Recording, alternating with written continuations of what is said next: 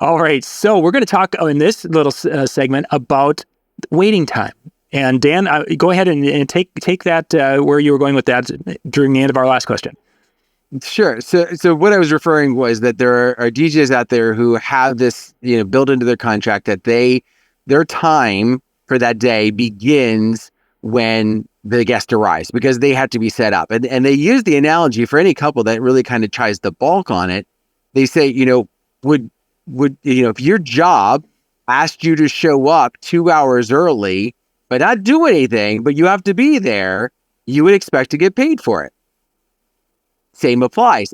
Because I'm not going to be setting up when your guests are there. You don't want the DJ rolling in his gear while your guests are having dinner and setting all up and looking sweaty or whatever else.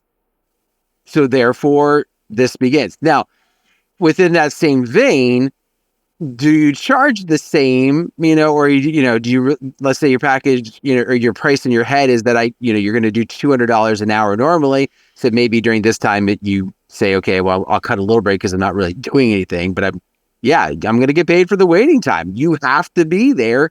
It's part of the time that you're doing your job. You should be compensated. The fact that they don't need you, that's on them. And I think that in my situation, that came up a lot when we were back in those 90s when we would be, okay, we're selling a 4-hour dance. And then you could upgrade and buy a 2-hour package of dinner music. Okay, so let's put that dance from 8 to 12. Then dinner was going to be at 5:30. Well, wait a second. All of a sudden we've got this half hour of before the 6 o'clock dinner time because, the dinner time would go from 6 to 8 because it would be 2 hours ahead of that. Well, now we got to add another half an hour. Well, okay, great. So we could start the dinner but wait, what time do the guests arrive? Well, they're actually going to be arriving at 4:30. Okay, so now we have to add, it became this game of trying to chase the hours back and forth. And it became the discussion of, would you go to work an extra hour early if you weren't paid for it? Well, no. Okay, great. But it still became this kind of, it felt sketchy and it felt a little, maybe not dirty, but it just didn't feel right. So the direction that we've gone since that time is that it's and I used to have it where it was an unlimited package, but it was limited to a 4-hour dance, that type of thing. And it's gotten to the point where it's like, I don't really care anymore. And on the length of I want it, my preference is that a wedding dance that ends at 10 o'clock. Because if it ends at 10 o'clock, I can still have a Sunday. If it goes until 1 o'clock, I don't get a Sunday. My Sunday's gone. It doesn't matter what time it starts on Saturday, truthfully. It's not like it's going to start at 10 in the morning anyway. But if it goes past 10 o'clock on a Saturday night, okay, 11 o'clock, I can still have a good Sunday. But if it gets to be later than that, and if I have a travel, so we've gotten to the point where it's like, okay, anything before 10 o'clock, it's this fee unless we've got to do something unusually large, whatever. And then from that point on, it would be, in essence, an overtime situation.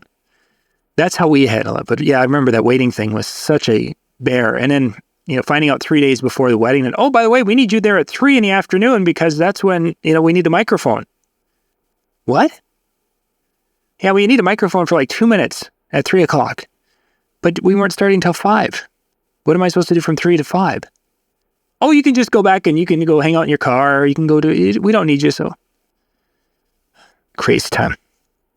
Sometimes I would work out when I had that kind of a situation where there was something else going on and I definitely wasn't needed. And this was probably more before ceremonies were so commonplace. Mm-hmm. I would, if it was a venue that I had a good relationship with and could pull this off, I might set up in the morning, or rarely did I ever do the day before, but I think there was like once or twice that worked in, and then not go back until the time that I'm needed.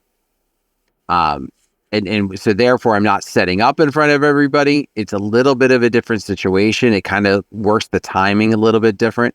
And of course it's got to be a venue that's close and again, good relationship. But yeah, I get where that nickel and diming comes into play. I'd rather, I'm not going to charge for this and I'm not charging for this, but it's a matter of like, you basically need me for this many hours. You might not want to use me entirely for those many hours, but you need me because you don't want me setting up while your guests are getting dinner. So thank you. I find that a lot with the photo booth, more so on my DJ. That well, the photo booth won't be used during dinner. Well, neither is your photographer. Nobody wants to be pictures of people's stuff in their face. So your photographer's sitting down, but yet you're still paying them.